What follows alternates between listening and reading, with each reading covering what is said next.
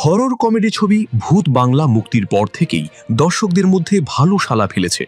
প্রেক্ষাগৃহে ছবিটি শুরুতে বেশ জমজমাট হলেও গত সপ্তাহের শেষে এসে আয়ে কিছুটা পড়তি লক্ষ্য করা গেছে।